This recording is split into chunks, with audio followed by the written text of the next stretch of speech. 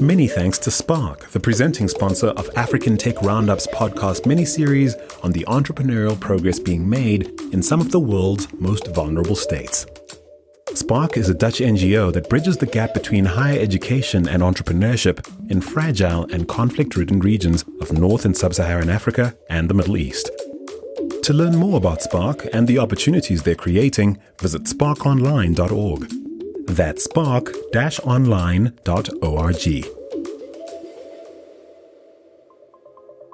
In this podcast, I chat with the co-founder of a social manufacturing enterprise that works with Syrian refugees and their host communities in Jordan to produce high-quality custom-printed bags for clients across the MENA region and in Europe.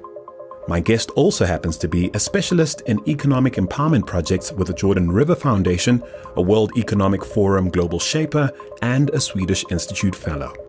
Now listen in to learn how she's leveraging entrepreneurship to help her homeland cope and find new ways to thrive in the face of one of the world's most severe refugee crises.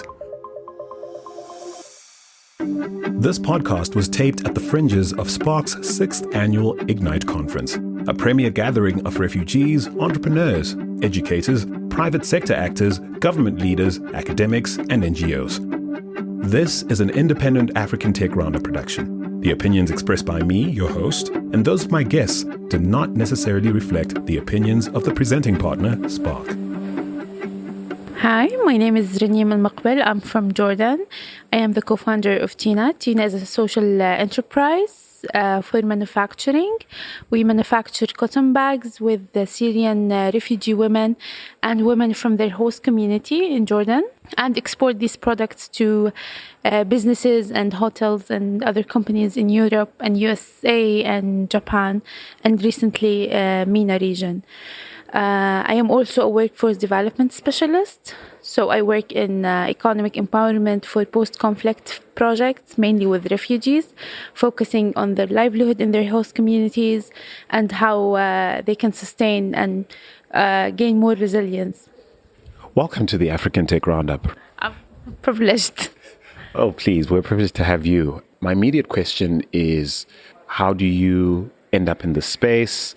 You're obviously from the Middle Eastern region. Perhaps let us into how this becomes something you dedicate your entire sort of professional life to. I started working on the refugee crisis since the beginning. I have a civil engineering background, and I was working on emergency response projects such as shelter and renewable energy and so. And after 4 years of the crisis, when we were dealing directly with the beneficiaries, with the refugees themselves, we were hearing them complaining about the situation and instant cash. It's not what they're looking for. They wanted something more sustainable that helps them to have a stable life and access for better education. And that all starts with income. So I met my business partner. We are both part of the Global Shapers community, that is the young community of the World Economic Forum. And we both had the same energy and motivation. And we were thinking what could be the simplest product that these women can work with. And that's where the tote bags came up. So what we did, we started accessing women from the host community and the refugee community. We started holding focus group sessions, asking them what are their needs, how they can achieve financial independence, especially most of them are the head of their houses and they don't have any support. So that's how the model started. At the beginning, they were like freelancers. We provide them with the design and the raw material. They provide us with the finished product. Later on, we started working in part-time.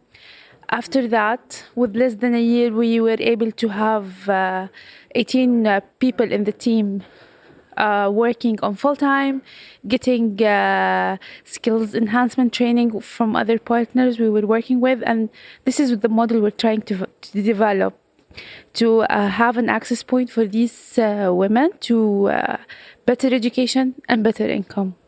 So I only learned recently that the vast majority of people impacted by conflict or refugees, as some call them, end up in countries within close vicinity of the impacted regions.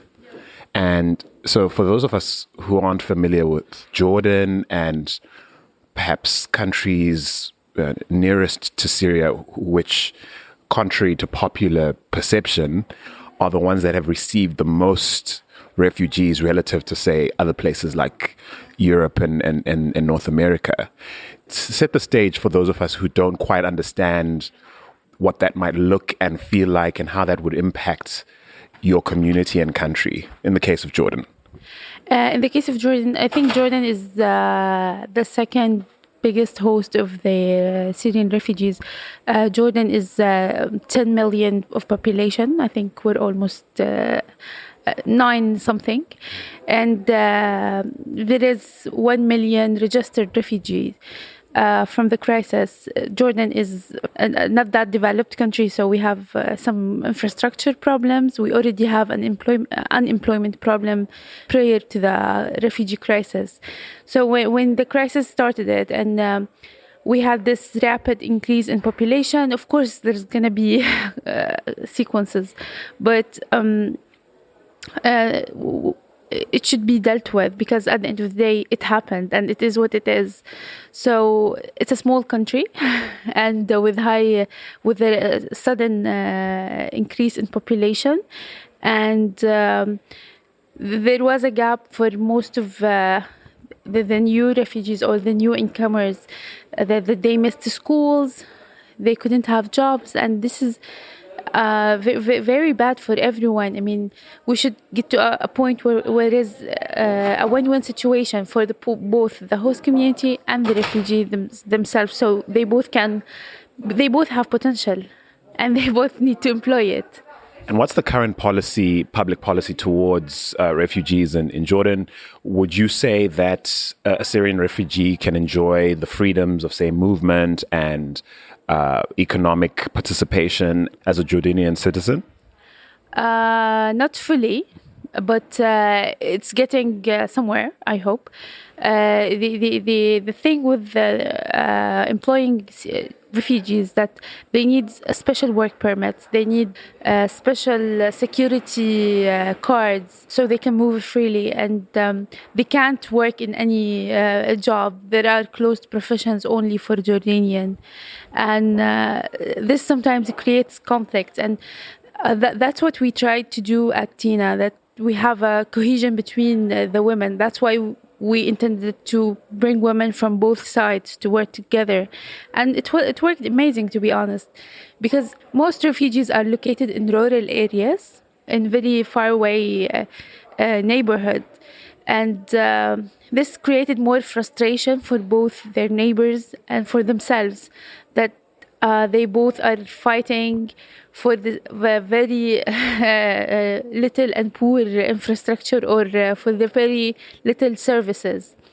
And when they work together, they started learning from each other, and they started understanding that they both can coexist. We're taking a quick break to tell you a little more about Spark, the presenting sponsor of this series. Spark is a Dutch NGO with a difference. Since being founded by 2 Dutch students in the 1990s to stem the degradation of higher education in the Balkans, the organization has grown to deliver expert services in 15 of the world's most vulnerable countries, including Libya, Liberia, and Syria. Spark bridges the gap between higher education and entrepreneurship by providing scholarships to displaced people, catalyzing student participation through civic leadership, and providing entrepreneurs with the support they need to succeed. To learn more about how Spark is rebuilding futures through vocational education and SME growth programs in the Middle East, as well as North and Sub-Saharan Africa, visit sparkonline.org. That's spark-online.org. Do you see a disconnect between your mission and perhaps the mandate of grant funding organizations from abroad who have an idea of what intervention should look like and perhaps have incentives to invest in certain things? I think there are already programs are implemented in that way, where they give incentives if you employ more Syrians. There are new policies. And so it's a great way to encourage everyone to include the refugees with their host communities. But what I don't think should be done is having one design that fits all, because it should be more customized and should be related to more what they want, not only thinking what we think they need. Because it's good to hear from them and communicate to them what the life they want should look like. What do you say to your fellow countrymen and women who feel that you need to be putting their interests first and that someone else should deal with this issue, and it's not fair that Jordan must deal with the situation they didn't cause, or, at least to a great extent, something that's not necessarily their problem? I'm playing devil's advocate here. So what do you say to people like that who say, would your enterprise exist without these people? Is it sustainable or the right thing to do given the fact that we had our own problems before this whole thing happened? I think we already have that. Is there a lot of that? There is quite a lot of that. But I think we know it's a problem, it's an issue, because we are already a developing country. So we have so much to challenge.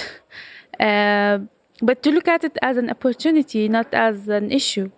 Of course, it's unfair to take all the burden, but also we need to have adaptability to change.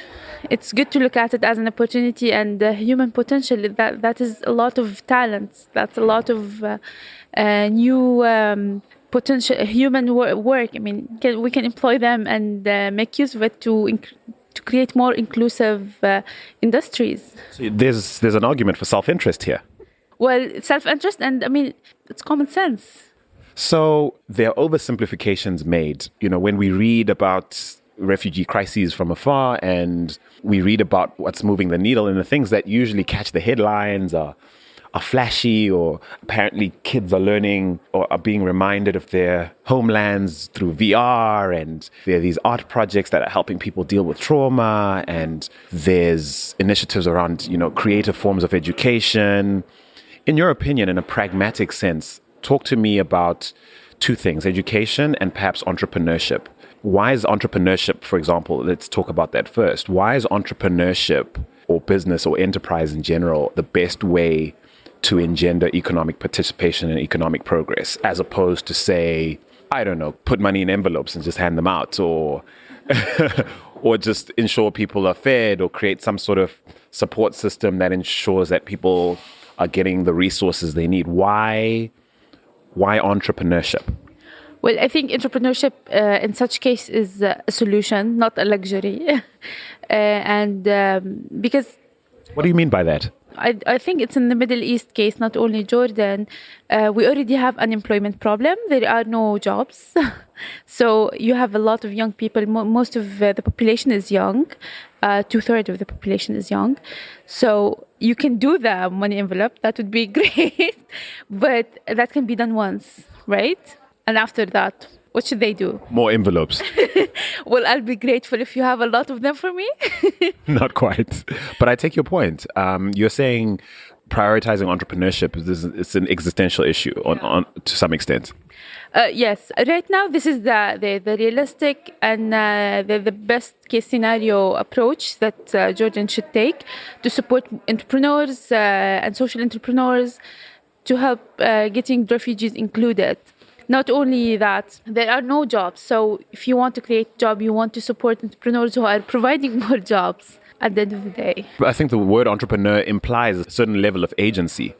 How do you frame entrepreneurship when you think in terms of like ownership of means, the implication that as an entrepreneur, you have a right to profit from your work beyond perhaps a salary, ownership, issues like that? How do you frame them in your own mind? To consider the entrepreneurial situation in a more realistic way, most entrepreneurs who could be, or potential entrepreneurs from these communities, could be considered micro business leaders. So if you look at it, it's not that huge. It can be supported through very small practices, so it doesn't need that complication. So there can be supporting unit. The documentation problem is an issue, and that should be worked with in coordination with the government and the UNHCR, so they can get the documents right. But this shouldn't be the final barrier. Yeah, I mean, I suppose I have a hypothetical situation in my mind. I'm a refugee from Syria. I'm in Jordan. I start to participate in this enterprise or create one of my own. But at any point, the rug can be pulled from under me, I feel. So is that an issue, perhaps? It is an issue, actually. And there are so many organizations that work to guarantee this kind of situations for the refugees themselves. But what could be done is to have proactive action, so they don't get to that point at the end of the day. I mean, you can't impose entrepreneurship on someone. It's a need to have your own business if you can't get a job. At the end of the day, you can teach them all the cool skills and all the interesting creative innovation and technologies in the world. But what they think about is how they're going to pay the rent at the end of the month. So... And would you say that Jordan is an entrepreneurial community, or do you feel like more education is required to get more of your fellow countrymen and women thinking entrepreneurially and trying to sort of exploit really all the potential of the situation as opposed to sort of sit back and criticize? I think we need to have both options and let people decide for themselves. Well, what we need to work on is how to help people to decide for themselves. From my work, I work with young people from the refugee and the host community on everyday basis. And I think we have a struggle with self-awareness for these young people, and they need guidance and mentorship for them to decide which path to take. Do they want to be employed? What sectors should they be employed in? What is in demand in the labor market? And in the entrepreneurial part, there are so many people who have the great ideas, but they just don't know how to realize it into reality. So, of course, it's a combination. You can't break them down from each other. I do thank you so much for making the time to speak to us and really just give us a window into a world many of our listeners aren't familiar with, but I'm sure equally many of our listeners might relate to, because, again, conflict and fragility an issue all over the world, including on the African continent. Both comforting on one hand and sad that there's a shared experience there, but thank you so much for making the time to chat anyway. Thank you so much. I'm so looking forward to hear it. Absolutely.